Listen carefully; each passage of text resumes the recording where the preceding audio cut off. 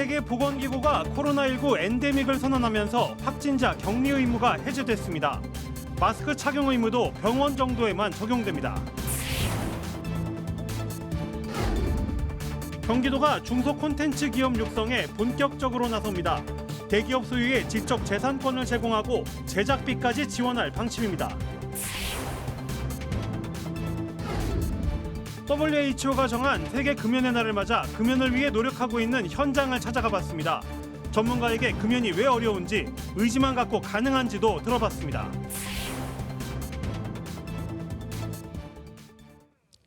시청자 여러분 안녕하십니까? BTV 경기 주간 종합 뉴스 시작합니다. 오늘 뉴스는 코로나19 엔데믹 시대에 접어든 우리 지역사회의 모습을 살펴보는 것으로 시작하겠습니다. 3년 넘게 이어진 비상 대응 상황이 해제되면서 지역 곳곳이 활기를 되찾고 있는데요. 이달부터는 코로나19 확진자들의 격리 의무도 해제됐습니다. 김효승 기자가 보도합니다. 많은 이들로 붐비는 수원역 일대. 여전히 마스크를 쓴 이들도 있지만 코로나19 방역 완화 속에 이동객은 크게 늘었습니다. 근데 그동안 좀 답답했는데 좀 그 종식이 되니까 더 나은 것 같아요. 네. 요즘에는 애기도 그렇고 둘 다 마스크도 안 쓰고 다니고 이제 여행도 다니고 사람 많은 곳도 이제 괜찮게 다니는 것 같아요. 코로나 유행 3년 4개월 만에 사실상 엔데믹을 맞았습니다. 정부가 1일 코로나19 위기경보 수준을 심각에서 경계로 하향 조정했습니다. 3년 4개월 가까이 이어온 비상 대응의 긴 터널을 끝낼 수가 있어서 방역 당국의 일원으로서 감회가 깊습니다. 코로나 극복에 동참해 주신 모든 분들께 머리 숙여 깊이 감사드립니다. 가장 크게 달라진 건 격리 의무 해제입니다. 이달부터는 5일간의 격리 권고로 바뀝니다. 학생들은 확진으로 결석하더라도 닷새까지는 출석이 인정되고 비대면 진료는 재진부터 가능해졌습니다.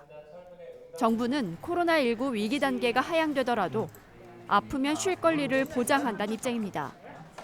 하지만 사업장의 규모나 특성에 따라 병가 사용이 어려울 수 있다는 우려도 나옵니다. 권고로 바뀌면서 이제 알바나 직장을 다니면 이제 아팠을 때 제대로 못 쉬지 않을까라는 생각이 우려가 됩니다. 의원과 약국에서의 마스크 착용 의무는 권고로 바뀌었고 병원과 입소형 감염 취약시설에서의 마스크 착용은 계속해야 합니다. 자발적 동의를 통해 격리 참여자로 등록하면 생활지원비와 유급휴가비 지원을 받을 수 있고 치료비와 입원비를 비롯한 지원도 유지됩니다. BTV 뉴스 김효수입니다. 끝이 보이지 않았던 코로나19 비상사태는 종식됐지만 건강과 위생 관리를 소홀히 해서는 안 될 것 같습니다. 5월부터 시작된 때이른 더위에 학교나 구내식당 등에서 식중독 의심 신고가 잇따르고 있는데요. 방역당국은 손 씻기와 보관온도 준수 등의 식중독 예방 수칙을 반드시 지켜달라고 당부했습니다. 수원 광교 신도시에 있는 한 초등학교. 지난 25일 학생 50여 명이 복통과 구토 등의 식중독 의심 증상을 보였습니다. 학생들은 오전에 마셨던 우유 맛이 이상했다고 입을 모았고 이튿날엔 30여 명이 추가로 증상을 호소했습니다. 군포시에 있는 한 기업체에서도 식중독 의심 환자가 집단 발생했습니다. 지난 26일 구내식당에서 식사를 한 100여 명에게서 설사와 발열 등의 증상이 나타난 겁니다. 방역당국은 최근 기온 상승의 영향으로 식중독 발생이 증가하고 있는 것으로 보고 있습니다. 실제로 올해 1월부터 4월 식약처가 접수한 식중독 의심 신고는 198건이었는데 이는 최근 5년간 같은 기간 평균에 비해 2배 가까이 높은 수치입니다. 급증하고 있는 식중독 발생에 식품과 위생관리의 중요성도 커지고 있습니다. 본격적인 여름철에 접어드는 만큼 손 씻기와 보관온도 지키기 등의 식중독 예방 수칙을 철저히 지켜야 할 때입니다. 저희가 코로나19 때부터 굉장히 많이 실천해온 올바른 손 씻기잖아요. 30초 동안 흐르는 물에 비늘을 사용해서 깨끗이 씻는 거, 요거 하나만 실천을 하셔도 저희가 설사 증상의 30%는 감소가 되고. 한편 경기도는 여름철 식중독 예방을 위해 오는 5일부터 집단 급식소들을 대상으로 위생 관리 실태 집중 단속에 나선다고 밝혔습니다. BTV 뉴스 이지우입니다. 다음은 지역 경제 살리기에 총력을 기울이고 있는 여러 지자체들을 둘러보겠습니다. 경기도는 유망 중소 콘텐츠 기업 육성에 본격적으로 나섰는데요. 천문학적 가치를 지닌 대기업 소유 지식재산권을 제공하고 제작비까지 지원하겠다고 밝혔습니다. 박일국 기자의 보도입니다. 판교에서 게임을 개발하는 한 벤처기업입니다. 최근 이 회사는 자신의 메타버스 게임 안에 유명 애니메이션의 캐릭터를 사용할 수 있게 됐습니다. 대기업이 보유하고 있는 IP, 지식재산권 때문에 사용이 힘들었지만 경기도의 지원으로 제공받을 수 있게 된 겁니다. 유명한 IP를 활용해서 저희 메타버스 게임을 만들 수 있게 되었고요. 이번 기회를 통해서 조금 더 성장하고 그리고 새로운 비즈니스 모델을 찾을 수 있는 경기도가 웹툰과 게임, 연예인 등의 지식재산권을 가진 기업들과 업무 협약을 체결하고 도내 중소 콘텐츠 기업을 지원하겠다고 밝혔습니다. 출판부터 영상, 각종 게임 등 콘텐츠를 만드는 중소기업이라면 구분 없이 모두 지원 대상에 포함하고 공모를 통해 선정할 예정입니다. 선정 기업에는 지식재산권 보유 기업으로부터 필요한 캐릭터 사용권을 제공하고 직접 제작비도 지급할 계획입니다. 경기도에서는 이 훌륭한 지적 소유권을 보유하고 있는 우리 유수 기업들이 우리 중소기업들과 함께 그 IP를 함께 활용한다는 얘기를 듣고 제가 너무 기뻤습니다. 경기도는 올해 콘텐츠 기업의 제작 지원금으로 24억 원을 투입할 예정입니다. 도 관계자는 IP 보유 기업 입장에서도 캐릭터를 확장하는 기회가 될 것이라며 중소 콘텐츠 업체를 한 곳에 모으는 클러스터 건설 사업도 진행할 것이라고 설명했습니다. 현재 경기도 내 콘텐츠 기업은 2,300여 개로 서울 다음으로 많고 기업 수도 매년 증가하는 추세를 보이고 있습니다. BTV 뉴스 박일국입니다. 용인시는 미래 산업으로 꼽히는 IT, 소프트웨어 분야 육성에 관심을 보이고 있습니다. 관련 업체들이 용인시로 몰리기 시작하자 본격적인 유치 전략 수립에 나선 건데요. 용인을 대표하는 산업인 반도체와 더불어 지역 핵심 산업으로 키워나간다는 계획입니다. 김효승 기자입니다. 한 챗 GPT 회사 웹페이지입니다. 용인시를 주제로 가사를 써달라고 하자 지역의 위치와 특성을 담아낸 글을 바로 지어냅니다. 코로나 이후 이런 IT, 소프트웨어 분야 산업이 더욱 주목받고 있는 가운데 국내 시장도 점점 커지고 있습니다. 용인 지역 또한 이 분야 기업들이 늘어서 2021년 기준 지역 내 관련 업체 수는 2,100여 개가 자리하는 것으로 나타났습니다. 전국적으로도 상위권을 차지하고 있습니다. 2011년부터 2019년까지 IT와 소프트웨어 분야 기업 순유입을 비교해보면 용인시는 42곳이 들어와서 전국 기초지자체 가운데 6위에 올랐습니다. 도내로는 성남에 이어 두 번째로 높은 순위를 기록했습니다. 용인시정연구원은 이런 배경엔 판교 테크노밸리가 있는 것으로 분석했습니다. IT 소프트웨어 산업은 특히 밀집화하는 경향이 있어서 인근 지역인 용인도 영향을 받게 된다는 겁니다. 시정연구원은 이런 밀집화 경향을 반영해서 용인이 반도체 외의 또 다른 미래 먹거리를 준비해갈 필요가 있다고 제언했습니다. 강소특구 지정 등으로 대기업을 유치하자는 전략입니다. 특구를 좀 저희가 정부 지정을 받아서 특구 지정을 받으면 다양한 세제 혜택을 지원할 수가 있습니다. 이걸 통해서 이제 IT 소프트웨어 대기업을 유치하고 이걸 바탕으로 해서 이제 IT 소프트웨어 어떤 클러스터 이미지를 저희가 확보를 하고 클러스터로 좀 육성을 하는 게 좋지 않겠느냐. 이렇게 판교가 이제 그렇게 했듯이. 이에 더해 교통과 생활 여건도 유치 전략으로 꼽았습니다. 그다음에 여성 인력이 많은 기업일수록 IT 소프트웨어 기업들은 좀 잘 이동하는 경향이 있습니다. 그래서 여성 인력들이 조금 더 쉽게 이동할 수 있도록 뭐 정주 여건, 가령 뭐 보육 시설이라든지 이런 것들을 좀 확대하는 것도 중요한 이슈가 될 것 같습니다. 한편 용인시정연구원은 IT 소프트웨어 분야 적합지로는 접근성과 인프라 등이 갖춰진 플랫폼 시티를 꼽았습니다. 대표적 미래 먹거리이자 고부가가치 산업으로 평가받는 IT 소프트웨어 산업. 용인 씨가 반도체 분야 외의 산업에도 두각을 보일 수 있을지 주목됩니다. BTV 뉴스 김효지입니다.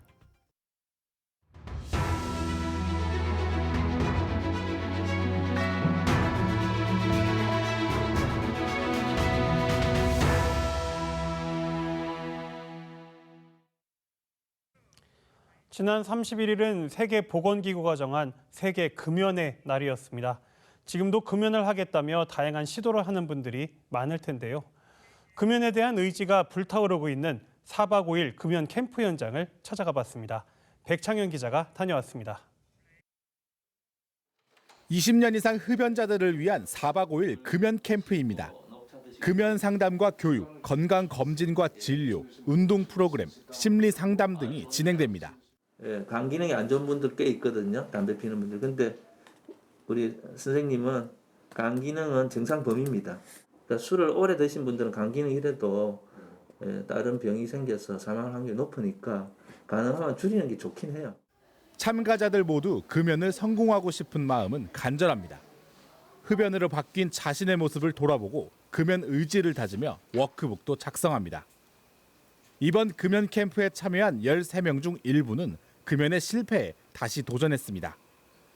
한 참가자는 직장을 다니면서도 특별 휴가를 신청해 캠프에 참여했습니다. 금연 캠프에 한다는 정보를 사실은 저희 아내가 권유를 했고 특별하게 이렇게 캠프에 참여한다는 게 직장인으로 쉽지가 않지만 금연을 위해서 특별 휴가를 내고 이렇게 금연에 참여하게 됐습니다. 지난 2015년부터 시작된 금연 캠프를 찾은 사람은 현재까지 약 2,500명. 매년 270여 명이 참여하고 있는데 모든 사람이 금연에 성공하는 것은 아닙니다. 지난해 캠프 수료 후 대면 상담을 진행한 결과 수료 2주에서 4주까지는 97%가 금연을 지속했지만 6주 후에는 81%, 12주 후에는 72%, 24주 후에는 70%까지 금연 지속률이 하락했습니다. 그나마 혼자 금연에 도전하는 것보다는 확률이 10배 높다는 설명입니다. 담배 제품에는 니코틴이라는 중독성, 절대로 끊을 수 없게 만드는 중독성 물질이 들어있거든요. 근데 결국 못 끊게 만든 제품이에요. 그게 힘들게, 끊을 때 힘들게. 그래서 당연히 끊는 게 힘듭니다. 전문가는 의지만 있다면 금연 전문 상담을 받고 금연 캠프에도 참여하는 것이 좋다며 혼자 고민하는 것보다는 전문 기관을 찾아 도움을 청해야 한다고 조언했습니다. BTV 뉴스 백차혜입니다. 생업을 제쳐두고까지 금연에 도전하고 있는 흡연자들의 노력 함께 보셨습니다. 하지만 4박 5일 금연 캠프에 참여해도 6개월 이상 금연을 유지할 확률은 70% 수준에 그치고 있다는데요. 대한금연학회 회장을 맡고 계신 경기남부금연지원센터 백유진 센터장님 모시고 금연에 대한 이야기 좀 더 나눠보겠습니다. 네, 센터장님 안녕하세요. 네, 안녕하십니까? 네. 지난 2020년 기준으로 해가지고 우리나라 전체 성인 인구 중에 한 20% 정도가 이제 흡연을 하고 있다. 이런 이제 통계가 있는데요. 매년 이제 조금씩 줄어들고 있는 그런 추세이긴 하더라고요. 요 이제 통계를 우리나라의 금연에 성공하고 계신 분들이 많아지고 있다. 뭐 이렇게 좀 저희가 이해를 해도 될까요? 최근에 그 신종 담배라고 해서 관련형 전자담배, 액상형 전자담배가 많이 출시가 되고 있거든요. 그 수치는 사실 이제 빠진 수치여서 일반적으로 우리 일반 담배 관련이라고 하는데 관련 피우는 분들이 그쪽으로 조금 많이 옮겨갔고 혹은 복합 사용하기도 하고 이렇게 되어 있어서 이 지표가 약간씩 줄고는 있지만 그 부분이 굉장히 크게 좀 작동하지 않나 이렇게 생각이 되고 최근 5년간은 조금 흡연율 전체가 조금 정체되어 있지 않나 이런 생각이 듭니다. 2000년에는 저희들이 전체 성인 인구 중에 한 40%, 50%가 사실 흡연해서 많이 줄었긴 줄었죠. 네. 줄었는데 이제 20% 중에는 또 남녀별 또 차이가 있기 때문에 아직 한국 남성들 흡연율 한 35%, 6% 이렇게 나오거든요. 네. 그러니까 아직도 많은 수가 피우고 있다. 이렇게 보시는 게 타당할 것 같습니다. 그러니까 전체 성인 중에서는 한 20%라는 통계가 있지만 남녀를 이제 비교해 보면은 차이가 많죠. 남자분들이 이제 월등히 이제 많은 높습니다. 그 수치를 좀 비중을 차지하고 계신 거네요. 예, 네. 그게 이제 서양하고 조금 다른 거죠. 서양 같은 경우에는 남녀 이렇게 평등 사상 이런 게 있어서 사실 담배 피우는 여성들하고 남성들 비율이 별로 차이가 안 나는데 한국은 월등히 낮습니다. 여성이. 물론 그중에 여성들 중에 일부가 흡연력을 숨긴다고 이렇게 좀 알려지지만 그럼에도 불구하고 차이가 많죠.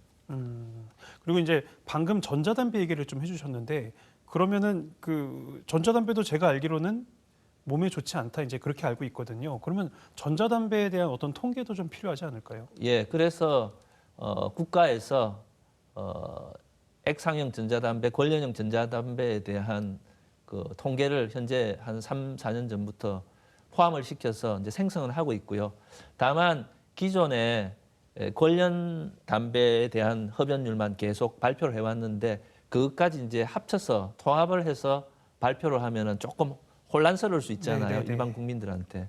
그래서 이제 관련 담배에 대한 것만 현재 흡연율로 포함을 시켜서 발표를 하고 있고요. 향후에는 아마 담배 제품 각각을 분리해서 아마 발표를 해서 전체 이제 담배 제품에 대한 아마 담배 사용률도 아마 우리가 알 수 있을 것 같습니다. 네, 그렇겠네요. 네, 사실 이제 저는 이제 담배를 한 번도 펴본 적은 없는데 그 어릴 때부터 이제 금연하기가 참 어렵다 이런 얘기는 뭐 워낙 많이 들어봤거든요. 이제 사실은 근데 제가 담배를 펴보지 않았기 때문에 뭐 얼마나 어려울까, 이게 왜 어렵지 이런 게 크게 와닿진 않거든요. 사실은 그 도대체 이제 얼마나 어려운 거고 왜 어려운 건지 좀 설명 좀 부탁드릴게요. 예, 이제 결국에는 이게 니코틴 의존 또는 니코틴 중독이라고 전문 용어로는 이제 표현을 하는데 니코틴이란 물질이 중독성 물질입니다. 한번 이렇게 이제 우리가 중독이 되면은 끊을 수가 없게 만든 거거든요. 특히 이제 담배 회사가 결국에는 이제 니코틴을 가지고 제품을 만들잖아요. 제품을 만들 때 자기 제품만 사용하도록 그렇게 조금 조작을 합니다. 그러니까 이제 제품을 자기들은 만든다고 하고 혁신 제품이라고 이야기를 하지만 결국에는 몸 끊게 만들게 니코틴을 중독성이 강하게 첨가물이나 가향, 특히 우리가 저 맨솔 담배 뭐 이런 거 이야기하잖아요. 네. 그게 제일 전 세계적으로 지금 문제가 되고 있거든요. 그래서 전 세계적으로 첨가물이나 가향은 하지 말도록, 왜 중독성을 높여서 더 몸 끊게 하기 때문에 그런 추세로 법안도 만들고 규제를 하고 있습니다. 그래서 이제 담배 회사가 그렇게 제품을 만들기 때문에 거의 끊기가 어렵다 이렇게 보시면 되겠습니다. 방금 이제 어떤 그런 그 규제도 좀 있다라고 얘기를 해주셨는데 우리나라도 그러면 있는 걸까요? 우리나라도 국회에 그 관련 법안을 계속 좀 올리고는 있는데 아직 국회가 워낙 바쁘다 보니까 아직 뭐 완전히 통과를 못했고요. 우리 학회라든지 정부에서 계속해서 국회 그 법안을 좀 발의를 하고 통과시켜 달라고 이렇게 노력은 하고 있습니다. 한번 좀 지켜봐야 될 것 같습니다. 네. 그리고 이제 제가 그 담배를 보면은 뭐 1mg 담배가 있고 뭐 3mg 뭐 이런 식으로 좀 이렇게 차이가 있더라고요. 뭐 그러면은 그 수치의 차이가 뭐 중독성의 차이 뭐 이렇게 좀 차이가 나는 부분이 있을까요? 차이가 있고요. 근데 이제 우리 몸이라는 게 또 예를 들어 3mm를 1mm로 줄이면은 담배를 이제 피는 그런 행태 변화가 있잖아요. 3mm가 계속 몸에 들어오다가 1mm로 바꾸면은 더 많이 빤다든지 흡연을 깊게 한다든지 혹은 한 겹이 필 거를 세 겹이 핀다든지 이런 식으로 보상작용이 있거든요. 그래서 흡연자들이 몸 안에 받아들이는 니코틴 양은 큰 차이가 없다고 알려져 있습니다. 그래서 이제 실제적으로 제품 자체에는 조금 차이가 나겠지만 네. 우리 흡연자 사용하는 사용자 입장에서는 몸 안에는 항상 일정한 농도의 니코틴이 유지되도록 되어 있죠. 그래서 뉴질랜드 같은 경우에는 아예 그런 담배 제품을 마음대로 니코틴을 용량을 올리지 못하게 낮추도록 하는 법안도 지금 만들어져 있거든요. 네. 그래서 이제 앞으로 전 세계적으로 어떻게 담배 규제가 될지 좀 지켜봐야 될 것 같습니다. 네. 이게 뭐 보통 이제 연초가 되면은 나 올해는 꼭 담배를 끊겠다 이제 이런 의지들 갖는 분들이 많이 계시잖아요.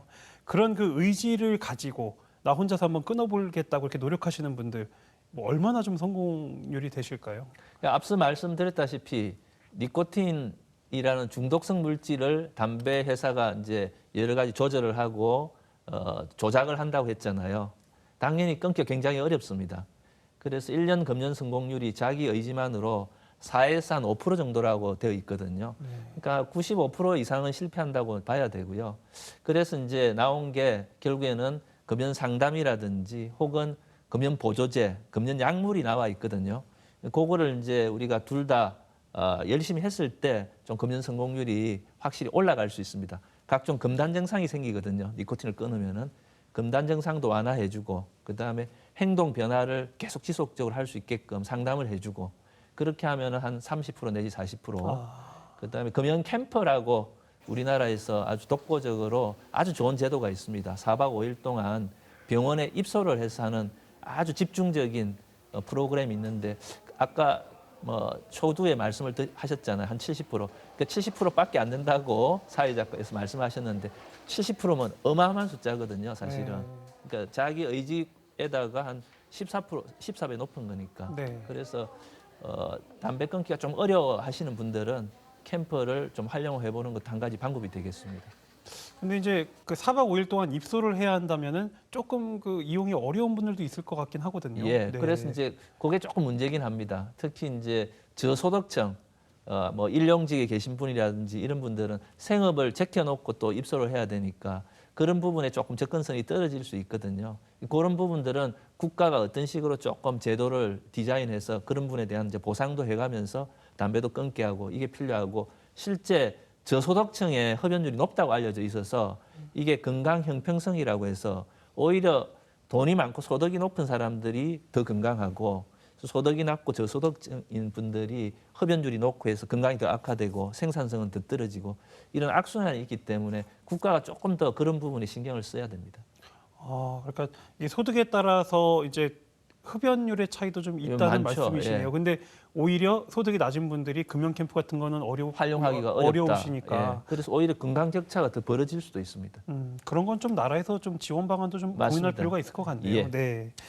그 이제 내가 담배를 피지 않아도 나의 주변 가족이 담배를 피는 분들도 계시잖아요. 그래서 이제 좀 끊어라 뭐 이제 이런 얘기들 많이 하시는데 그렇게 이제 좀 우리 가족의 금연을 좀 도울 수 있는 방법들 좀 어떤 것들이 있을까요? 결국에는 이제 가족 문제는 흡연자의 가족 문제는 간접 흡연 노출이거든요. 간접 흡연은 일반 간접 흡연이 있고 3차 간접 흡연이라는 게 있어요. 우리가 보통 흡연자들이 가족 보호하기 위해서 밖에 나가서 담배를 피우고 안으로 들어오거든요. 네. 근데 그 담배 피울 때 결국에는 피부나 옷이나 이런 데 다 묻어 있거든요. 각종 발암 물질, 화학 물질 이런 것들이.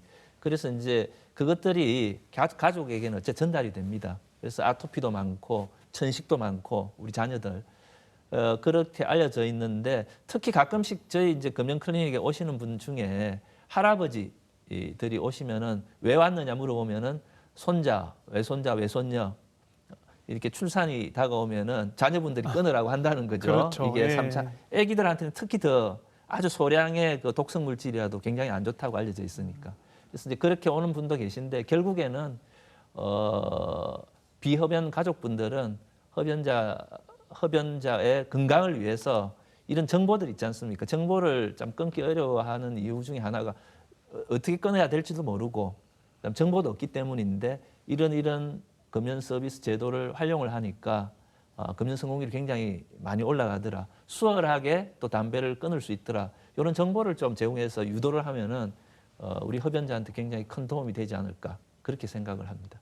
하긴 이제 그 담배를 끊을 의지가 없으신 분들은 사실 그런 정보 자체를 찾아보질 않으실 맞습니다. 예. 거잖아요. 예. 네. 의지 자체가 없기 때문에. 가족들이 조금 도와주시는 것도 참 그 좋은 방법이 될 맞습니다. 것 같네요. 그냥 끊으라 어떤 당위적인 이야기만 하면 잔소리밖에 안 되기 때문에 네. 실제적으로 누구 아버지는 끊었다더라.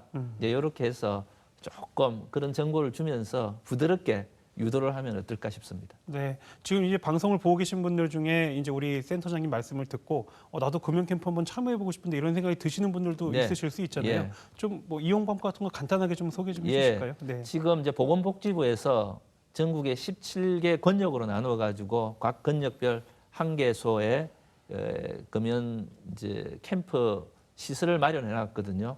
그 이제 주로 큰 규모의 종합병원들입니다. 대학병원이나. 네. 그래서 그쪽에 홈페이지에 보면은 우리 지역 금연 지원센터 금연 캠프에 치면은 나오거든요. 검색이.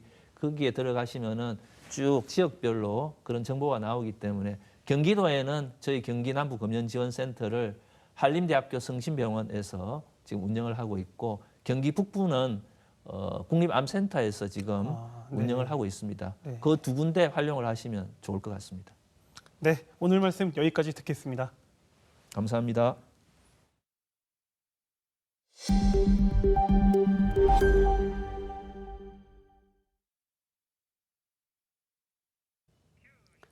지난 31일은 바다의 날이기도 했습니다. 바다의 날을 맞아 대표적인 해양 관광 도시 안산시의 사업을 한 가지 살펴보겠는데요. 안산시가 방조제 건설로 약 30년 전에 사라진 사리포구에서 대부도를 잇는 백길 복원을 추진하고 있는데 배가 선착장에 발이 묶여 있다고 합니다. 어찌된 영문인지 이재문 기자가 취재했습니다. 길이 19m, 폭 6.5m, 40톤 규모의 40명이 승선할 수 있는 안산호입니다. 500kW 전기 배터리 2개를 장착해 한 번 충전하면 50km를 운항할 수 있는 친환경 유람선입니다. 안산호는 반달섬에서 대부도 옛 방아머리 선착장까지 약 13km 구간의 시화호를 달리게 됩니다. 이미근 안산시장은 지난해 말 올해 4월에는 운항이 가능할 것으로 보고 셔틀버스 배치 계획을 밝힌 바 있습니다. 2023년 제1회 추경을 통하여 안산시 시내권에서 안산천 하구 및 반달섬까지 운행하는 셔틀버스 배치에 대한 예산 확보를 추진할 계획입니다. 그러나 안산호는 아직까지 선착장에 발이 묶여 있습니다. 안산호가 출항하지 못하고 있는 이유는 지난 1월 19일 가평군 청평호 인근 강변에서 발생한 선박 화재 사고 때문입니다. 안산호와 같이 전기 배터리로 운항하는 440톤급 유람선을 건조하고 있었는데 유람선 지하 1층 배터리실에서 불이 난 겁니다. 소방당국은 배터리 팩의 열 폭주를 화재 원인으로 보고 있습니다. 이 때문에 안산시가 안산호에 대한 안정성을 다시 점검하게 된 겁니다. 점검 결과 선박 내부에 있는 배터리와 동력 장치에는 이상이 없는 것으로 확인됐는데 문제는 충전기입니다. 국내에는 아직까지 전기로 운항하는 선박의 충전 설비에 대한 인증 기준이 마련돼 있지 않습니다. 이에 따라 안산시는 전기자동차 충전기 안정성 검사와 태양광 발전기의 에너지 저장 장치 안정성 검사 등 2가지 테스트를 거친 뒤에 시범 운항을 시작할 계획입니다. 7월 달까지는 충전 설비에 대한 사용자 규격 시험을 완료할 예정에 있고요. 7월 달에 그 시험에 문제가 전혀 없다라고 이제 판명이 되면 그 이후에 바로 이제 시운전부터 시험 가동이라든가 이제 안정성이 검증되더라도 문제가 하나 더 있습니다. 배터리의 특성상 겨울철에는 성능이 떨어진다는 것. 동절기에도 정상적인 백길 운영을 담보하려면 대안이 필요하다는 지적입니다. 또 LNG라든지 하이브리드 그런 선박들을 이용해서 또는 태양광을 이용한 선박들을 이용해서 그런 대체 선박에 대한 건조도 필요한 거고 만에 하나 저희들이 유스탁 과정에서 친환경 선박들을 보유하고 있는 업체가 선정이 된다면 그런 계절에 대한 공백을 대안으로 제시할 수 있다고 보여집니다. 죽음의 호수에서 생명의 호수로 거듭난 시화호를 달리게 될 안산호는 친환경 선박법 시행에 따라 국내에서 처음으로 선보이는 배터리를 이용한 친환경 관광선이 될 전망입니다. 시화호 백길 복원 사업에 지난 2019년부터 지금까지 선박 건조와 선착장 건설 등에 70억 원의 예산이 들어간 만큼 사업의 상징성이 훼손되지 않도록 꼼꼼한 점검이 필요해 보입니다. BTV 뉴스 이재문입니다. 의왕시 왕성호수에선 천연기념물인 수달이 무인 카메라에 포착됐습니다. 지난 2019년 수원 황구지천에서 처음 수달의 서식지가 나타났는데 상류인 의왕에서도 흔적이 발견된 건데요. 의왕시는 수달 보호 방안을 조속히 마련하겠다고 밝혔습니다. 권예솔 기자의 보도입니다. 캄캄한 새벽 시간, 물 밖으로 나온 수달 한 마리가 이곳저곳 냄새를 맡습니다. 다른 장소에 설치된 카메라에도 가벼운 몸놀림으로 주변을 탐색하는 수달의 모습이 포착됐습니다. 멸종위기 야생동물 1급이자 천연기념물인 수달이 의왕 왕송호수에 설치된 무인 카메라에 잡힌 겁니다. 왕송호수에 수달이 살고 있다는 추측만 있었을 뿐 실제로 영상으로 확인된 건 이번이 처음입니다. 지난해 의왕시는 수달이 먹고 남긴 것으로 추정되는 물고기 뼈와 배설물 등을 확인하고 수달의 행적을 찾기 위해 왕송호수 3곳에 무인 카메라를 설치했습니다. 수달은 인공대체 서식지에 쉽게 적응하지 못하는 동물로 생태 환경을 가늠할 수 있는 환경 지표종으로 꼽힙니다. 즉 왕송호수에서 수달이 발견됐다는 것은 수질이나 먹이 환경 등 왕송호수의 생태적 건강성이 우수하다는 뜻으로 해석됩니다. 의왕시는 수달 보호 방안을 마련하기 위해 왕송호수 보호정 서식조사 용역을 진행할 계획입니다. 수달이 서식하는데 어떤 위협을 주는 요인이 있는지 그런 걸 파악해서 서식지 환경을 개선하고 시민들을 대상으로 학습 및 교육할 수 있는 그런 기회를 갖다 만들고자 이렇게 합니다. 또 용역을 통해 정확한 수달 개체 수와 분포 현황, 서식지 적합도 등을 살펴볼 예정입니다. BTV 뉴스 권예솔입니다. 안양시에선 본격적인 장마철을 앞두고 법정 공방이 진행 중입니다. 지난해 침수 피해를 입었던 안양 7동 주민들이 경기도와 안양시를 상대로 손해배상 청구 소송을 제기했는데요. 기업체와 주민 등 8명이 청구한 손해배상액이 무려 31억 원에 달하고 있습니다. 이창호 기자입니다. 집중호우가 내린 지난해 8월 8일 밤 안양 7동의 모습입니다. 닫히지 않은 안양천 방수문으로 하천이 넘치면서 주변의 도로와 주택가, 기업체와 개인 사업장을 순식간에 덮쳤습니다. 집안 살림은 물론 납품할 부품이나 장비도 물에 잠겨 폐기 처분해야 했습니다. 안양시는 피해 가구와 소상공인에게 재난지원금으로 200만 원을 지급하고 도배 장판 등의 복구비도 추가 지원했습니다. 기업체에서는 보상을 거의 받지 못했고 보상도 적어 주민들은 결국 소송을 선택했습니다. 이런 수정이 아예 없을 수도 있었는데 안양시에서 그때 하천 관리를 제때, 그러니까 지금 요즘에 보면은 집중호우가 예측할 수 있는 건데 미리 점검하고 하천 방수문을 준비했으면 안양시에서 미리미리 대처했으면 이런 소송까지 이어지지 않았을 거로 보여집니다. 안양 7동 주민 8명은 1일 수원지방법원 안양지원에 경기도와 안양시를 상대로 손해배상 청구 소송을 제기했습니다. 소송 대리인은 소장에서 공무원이 방수문을 닫지 않고 퇴근해 피해가 컸다며 공무원의 직무상 불법 행위가 발생한 만큼 경기도와 안양시가 배상해야 한다고 주장했습니다. 안양천은 경기도에서 관리하는 하천으로 도와 안양시가 관리하고 있는 만큼 두 기관에 모두 책임이 있다고 강조했습니다. 이번 안양천 침수 사고는 관계 당국과 공무원들의 무관심 그리고 무사 안일주의가 빚어낸 한마디로 인재입니다. 저희들이 파악한 바에 의하면은 하천 계획에 따른 계획 홍수량에도 미치지도 못했고 전반적으로 보면은 인재임이 명백해 보입니다. 이번 1차 소송에 참여한 소상공인과 기업체 대표 등 8명이 청구한 손해배상액은 31억 원 정도입니다. 이는 손해사정사가 동산과 시설 피해, 휴업과 영업 손실 등의 손해액을 따져서 산정한 수치입니다. 손해사정사를 통해 갔고요. 이제 그동안 피해를 본 침수 피해라든가 그리고 직기 피해 이런 것 같은 모두 산정을 했는데 손해사정사의 전문적인 지식을 도움을 받아서 그렇게 손해액을 산정했습니다. 그 때문에 소송이 조금 늦어진 면이 있습니다.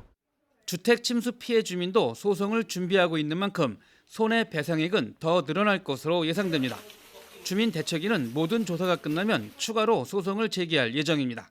저희들보다는 10배, 20배씩 더 크기 때문에 우선 소상공인 기업 하시는 분들부터 저희가 접수하자고 해서 얘기를 맞춰갖고 그분들은 너무 크잖아요.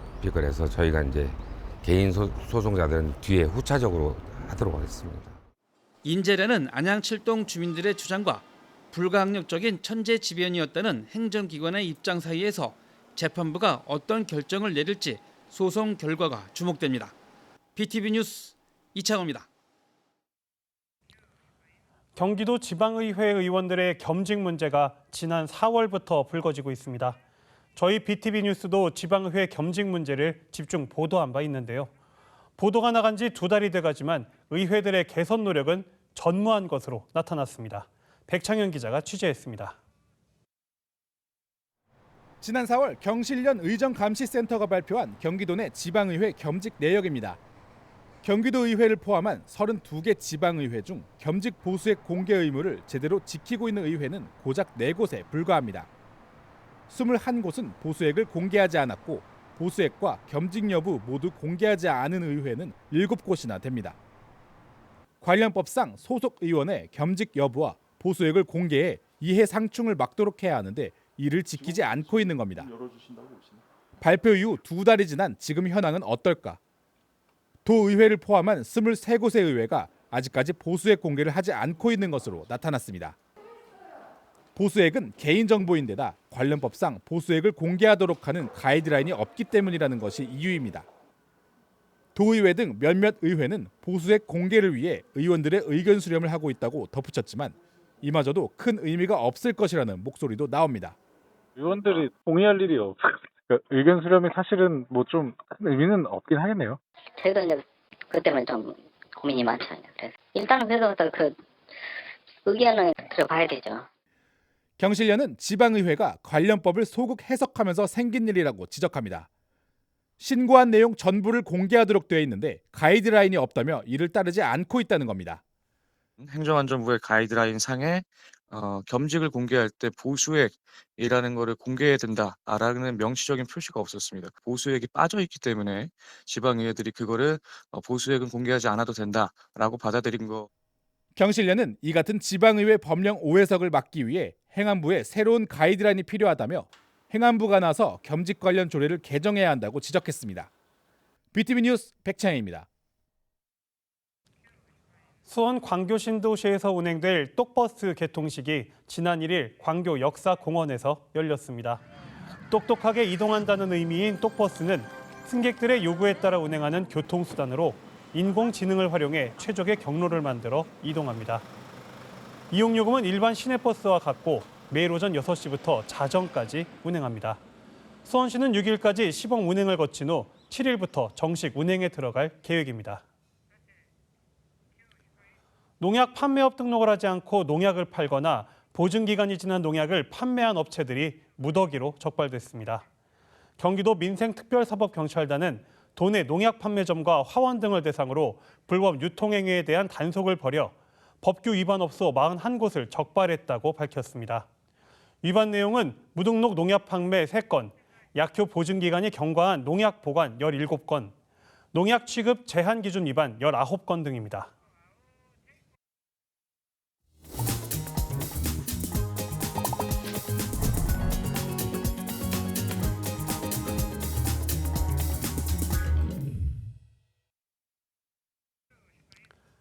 우리 지역의 좋은 상권을 찾아가 보는 으라차차 지역경제 시간입니다. 오늘은 100년의 역사를 지닌 화성 향남의 만세시장에 다녀왔는데요. 10여 개 나라의 식당과 식료품점이 모여들면서 서울 이태원과 같은 관광형 전통시장으로 성장을 꿈꾸고 있습니다. 박일국 기자입니다. 화성시 향남읍의 전통시장인 만세시장입니다. 100여 년의 역사를 가진 이 전통시장에는 요즘 한 건물 건너 한 개씩 외국인 식당과 식품점이 문을 열고 있습니다. 한 건물의 1층은 베트남, 2층은 인도네시아 식당입니다. 한국인에게 익숙한 베트남 식당도 이 동네는 다릅니다. 소고기 이외에 해산물을 이용한 쌀국수는 하노이 지역의 현지 조리법을 그대로 사용합니다. 자몽 등 열대 과일에 코코넛 밀크를 넣어 만드는 디저트는 한국인에게도 인기입니다. 한국 사람도 저 일주일 저기 4번 좀 오는 사람도 있어요. 고향에 있는 음식 좀 맛있는 음식 좀 먹고 싶어서 그래서 마음으로 저 그렇게 가게 열고 싶어요. 만세시장에서만 만나볼 수 있는 스리랑카 식당. 5년째 식당을 운영하고 있는 고마라 씨는 최근 넓은 가게로 이사했습니다. 주말에는 뷔페식으로 음식을 내는데 30여 개에 달하는 테이블이 예약을 받아야 할 정도로 찾는 이가 많습니다. 회식 있잖아요. 회식 때문에도 그 한국 사람들이 와요. 전에는 그 조그만 가게 할 때 장사하고 여기 사람들이 많으니까 이 가게 할 때 있어 왔어요. 만두 가게는 우즈베키스탄에서 온 고려인이 인수했습니다. 고기를 넣고 찐 만트부터 오븐에 구워 만든 삼사는 대표 메뉴로 자리 잡았습니다. 요거트 같은 거, 요거트 같은 거로 반죽 만들어요. 만족. 한국 사람들이 누구 먹어본 사람들이 많이 싸고 있어요. 화덕에 구워 만드는 중앙아시아식 빵도 이 시장의 명물입니다. 식품점의 구색도 다른 곳에서 보기 힘든 러시아 음식이나 직접 만드는 요거트 종류까지 다양합니다. 그 나라의 음식을 드실 수 있다는 게, 현지 음식을. 왜냐하면 현지인들이 하는 거니까. 20여 년 전부터 하나둘 생겨난 외국인 상점은 이제 전통시장 전체 가게의 30%를 차지하고 있습니다. 동남아 이외에도 중앙아시아 등 10여 개 나라의 식당이 운영 중입니다. 특정 국가만 모여 있는 것이 아니라 다양한 나라의 상점이 모여 있다는 것이 가장 큰 장점입니다. 최근에 인근에 있는 대학에서도 아이들이 여기 체험을 왔었어요. 그때도 아이들한테 어떻게 하면 바라만세 시장에 또 오고 싶어요라는 질문을 했을 때 다양한 음식을 계속 먹을 수 있고 그다음에 디저트나 이런 것들을 좀 먹어볼 수 있을 때 만세식당 상인회는 늘어나는 외국인 상점을 중심으로 새로운 변화를 모색하고 있습니다. 매주 회의를 갖고 다양한 행사를 기획하거나 외국인과 내국인이 함께할 수 있는 공간을 활용하는 방안을 찾기도 합니다. 이태원과 같이 외국인과 내국인이 모두 찾는 관광형 전통시장을 만들어 보겠다는 구상입니다. 이태원하고는 약간 결은 다르긴 하지만 크게 보면 비슷해요. 여기 오면은 우리나라에서 없는 우리 외국에 나가서만 먹을 수 있고 살 수 있는 음식점 상품들이 다 있거든요. 통합형 문화를 체험할 수 있는 문화 체험 시장으로 그렇게 한번 탈바꿈 해보자. 만세시장은 우선 어수선한 간판과 보행로 개선 사업을 진행하고 이후 외국인 상점의 배달 사업도 지원할 계획입니다. 외국인이 늘고 있는 지역 상황에 맞춰 새로운 100년을 준비하는 만세시장. 경기도의 이태원으로 발전할 수 있을지 관심입니다. BTV 뉴스 박일국입니다.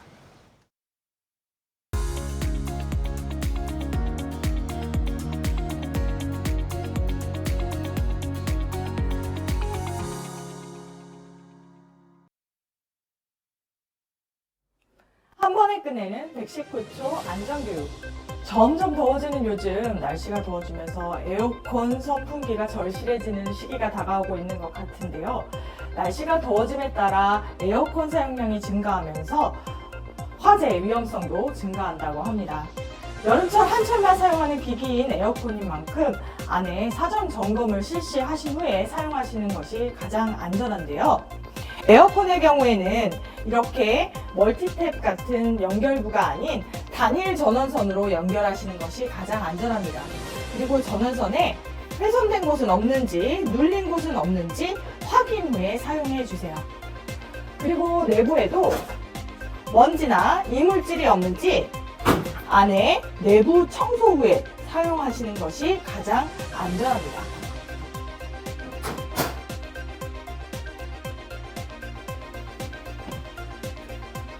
실외기의 경우 열기가 많이 나오는 기기이기 때문에 환기가 잘 되는 곳에 위치해 주시는 것이 좋고요. 벽에 설치하셨을 때는 10cm 이상 떨어뜨려 설치하시는 것이 안전합니다. 그리고 열기가 나오기 때문에 이렇게 탈 수 있는 물건들은 반드시 치워주셔야 하고요. 혹시 이 실외기가 구입된 실 안에 위치해 있다면 통풍이 잘 될 수 있도록 환기구를 활짝 열어주세요. 그런데 에어컨을 사용하다가 이상한 소음이 발생한다고요? 혹시 실외기 안에 부품에 이상이 있거나 먼지가 가득한 경우 그럴 수 있으니 즉시 전문가에게 의뢰하셔서 조치하셔야 합니다. 무더운 여름철 우리 사전 점검을 꼼꼼히 하시고 에어컨 안전하게 사용하셔서 시원한 여름 보내시길 바랍니다. 안녕! 안녕하십니까? 경기소방재난본부의 이재현입니다. 지난 4월 17일 새벽 경기도 남양주시의 한 아파트 8층 에어컨 실외기에서 불이 나 10여 분 만에 꺼졌습니다. 이 화재로 다친 사람은 없었지만 아파트 주민 약 40명이 한밤중에 대피하는 소동이 벌어졌습니다. 오산시의 한 아파트에서도 실외기에서 불이 나 주민 70명이 대피하기도 했습니다. 소방청 국가화재 정보시스템의 최근 5년간 분석 자료에 따르면 여름철 계절용 기기 중 화재 건수가 가장 많은 것은 에어컨이었고 그 다음은 선풍기로 조사됐습니다. 에어컨으로 인한 화재는 1234건으로 사망 11명, 부상 75명, 총 86명의 사상자가 발생했습니다. 특히 작년의 경우 더위가 시작되는 5월부터 점차 늘어나 7월에서 8월 사이 가장 많이 발생했으며 주요 원인으로는 단락, 과부하 등 에어컨과 선풍기 모두 정기적 요인이 가장 많았습니다. 실외기는 연결부 전선이 훼손되진 않았는지 상태를 확인 후 사용하여야 합니다. 또한 실외기 주위에 발화 위험이 있는 가연물은 반드시 제거해야 합니다. 에어컨 사용 시 실외기 팬이 작동되지 않거나 실외기에서 과도한 소음이 발생한다면 즉시 전문가에게 점검을 의뢰해 조치를 취해야 합니다. 그러나 이러한 점검에도 화재가 발생했다면 주변 사람들에게 화재를 알리고 안전한 곳으로 대피를 하신 후 119에 신고해야 한다는 것도 꼭 기억해 두시길 바랍니다. 올해도 덥고 습한 폭염이 예상되는 만큼 에어컨을 사전 점검하고 안전 수칙을 알아두어 모두 안전하고 시원한 여름이 되시길 바랍니다. 감사합니다. 이상으로 BTV 경기 주간 종합 뉴스를 마칩니다. 편안한 주말 보내시기 바랍니다.